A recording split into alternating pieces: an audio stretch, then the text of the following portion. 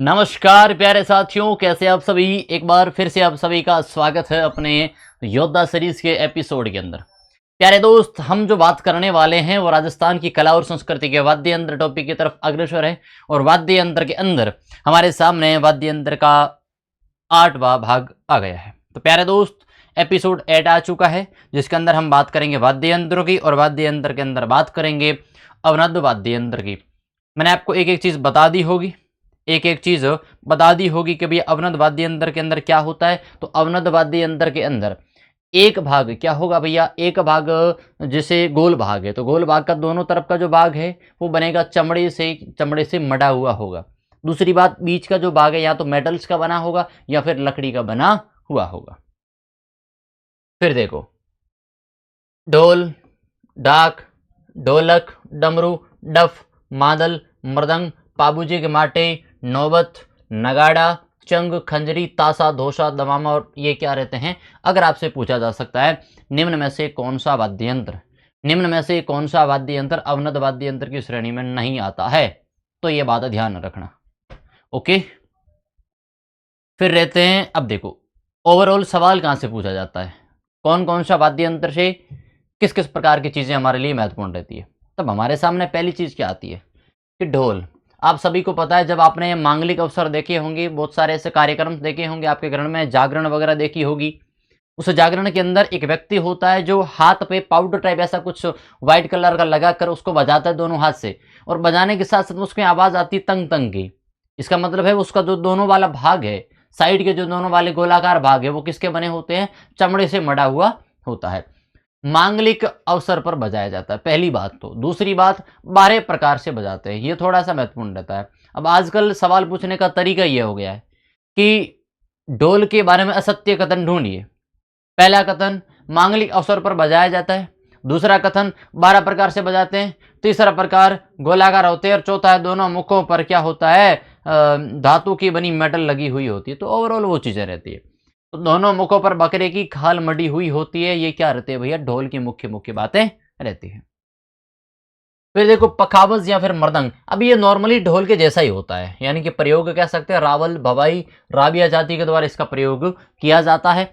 और साथ ही साथ में लकड़ी, बड़, सुपारी और शवन आदि का क्या हुआ, बना हुआ होता है। इस भाग के अंदर क्या होती है भैया, खाल मड़ी हुई होती है।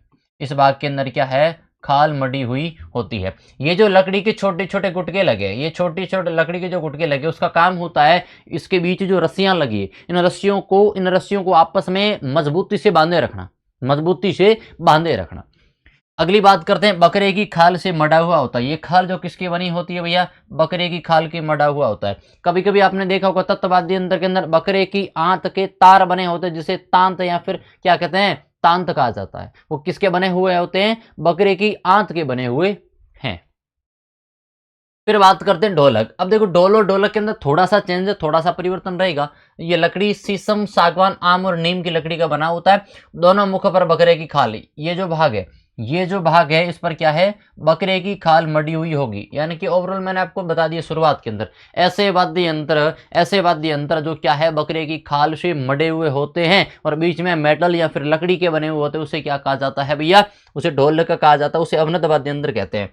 नीमच और अलीगढ़ की ढोलक विशेष रूप से प्रसिद्ध है। अगर आपसे पूछे कि ढोलक कहाँ की फेमस है, अगर आपसे पूछे ढोलक कहाँ की फेमस है, तो नीमच और अलीगढ़ की क्या है, ढोलक प्रसिद्ध है। इस चीज का ध्यान रखना। अगली जो बात करते हैं डेरू। आप सभी को पता है कि ये भैया डमरू जैसा होता है, लेकिन डमरू से थोड़ा सा बड़ा होता है तो डमरू जैसा ही, लेकिन डमरू से थोड़ा सा बड़ा। माना कि ये डमरू है, इसके इसके क्या होता है, ये भाग और ये भाग, इस पर क्या होती है भैया, खाल मड़ी हुई होती है। बीच में से एक रस्सी निकलती है जिसके दोनों तरफ क्या है, पत्थर लगे होते हैं। जैसे इसको घुमाते हैं तो जो पत्थर है वो इधर के भाग पर टकराते हैं, तब एक आवाज आती है। उस आवाज से क्या होता है, उस ध्वनि जो उत्पन्न होती है, इस चीज का ध्यान रखना। तो सबसे महत्वपूर्ण डेरू चीज, ये डमरू जैसा ही होता है लेकिन डमरू से थोड़ा बड़ा होता है। और इसका उपयोग माता जी, गोगा जी और भैरू जी के क्या है, वो पे प्रयुक्त तो करते हैं। क्षेत्र नागौर, चूरू और श्रीगंगानगर, ये इनका क्या रहता है, ओवरऑल क्षेत्र रहता है, जो इन क्षेत्रों के अंदर मुख्य रूप से यह बजाया जाता है। अगली बात करते हैं हमारे सामने ढाक। कोटा, टोंक और झालावाड़ क्षेत्र के अंदर ढाक बजाया जाता है। इस लकड़ी के एक डंडे से या फिर एक पतले से परत की जो बना होता है उससे क्या है बजाया जाता है। गुर्जर जाति के लोग बगड़ावत गाथा गीतों में इसका प्रयोग करते हैं। जो गुर्जर जाति के लोग हैं, गुर्जर जाति के जो भोपे हैं, वो क्या करते हैं, बगड़ावतों की कथा है उसको गाते समय एक वाद्य यंत्र का प्रयोग करते हैं। वो कौन सा है, ढाक वाद्य यंत्र रहता है। आपने देखो मैंने बताया डमरू सबसे प्राचीन वाद्य यंत्र, सबसे प्राचीन का मतलब होता है भैया शिव जी के पास में था, और शिव जी तो एक अलग अलग टाइम पीरियड से आ रहे हैं।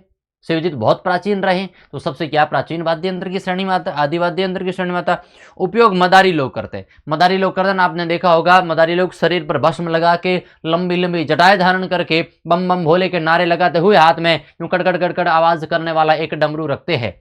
फिर इसका छोटा रूप क्या कहलाता है, डुगडुगी कहलाता है। ये इंपॉर्टेंट सवाल रहता है। देखो मैंने आपको एक बात बताई थी, यहाँ पर रस्सी है, रस्सी के आगे क्या है, एक पत्थर लगा है। ये पत्थर इस भाग पर टकराता है और ये पत्थर इस भाग पर टकराता है, फिर ये इस पर टकराता है और ये इस पर टकराता है। जो आपस में टकराने की जो प्रक्रिया है, ये ध्यान रखना, ये किसके अंदर होती है, ये डमरू के अंदर होती है। फिर आपको पता है चंग, चंग उपयोग होली पर किया जाता है और शेखावटी क्षेत्र के अंदर देखा होगा एक गोल आकृति का एक वाद्य यंत्र रहता है जिसके पतरे लगे होते हैं, एक भाग पर दूसरा भाग खाली रहता है, और यूं हाथ पर रखकर आदमी कान के पास में रखकर यूं इसको एक साथ में बजाता है, उसको एक साथ में इस प्रकार से क्या है बजाता है, और साथ ही साथ में यूं डांस के माध्यम से एक गीत भी गाता है। इस चीज का ध्यान रखना, जिसे फाग गीत कहते हैं, जिसे फागण गीत कहते हैं, और जो होली के अवसर पर मुख्य रूप से गाया जाता है, और जो मुख्य रूप से किस क्षेत्र पर बजाया जाता है, शेखावटी क्षेत्र के अंदर बजाया जाता है। मादल देखो मिट्टी की बनी होती है। नॉर्मली अगर मादल की बात करें तो किसकी, मिट्टी की बनी हुई होती है, और मृदंग या फिर पखावत जैसी होती है। शिव पार्वती का यंत्र माना जाता है। सबसे महत्वपूर्ण सवाल यहां से बनता है, यह किसका है, शिव और पार्वती जी का यंत्र माना जाता है, वाद्य यंत्र माना जाता है। सबसे महत्वपूर्ण सवाल रहता है। फिर दूसरी बात, प्रसिद्ध मादल है मोलेला राजसमंद के। बस यहां से एक और सवाल बन जाता है कि निम्न में से कौन सा कथन मादल वाद्य यंत्र के बारे में असत्य है, तो वो कौन सा रहता है। इन कथनों से, स्टेटमेंट से सवाल पूछे जा सकते हैं। फिर देखो ये दो प्रकार के होते हैं, पहला भीलों का मादल और दूसरा है रावलों की मादल।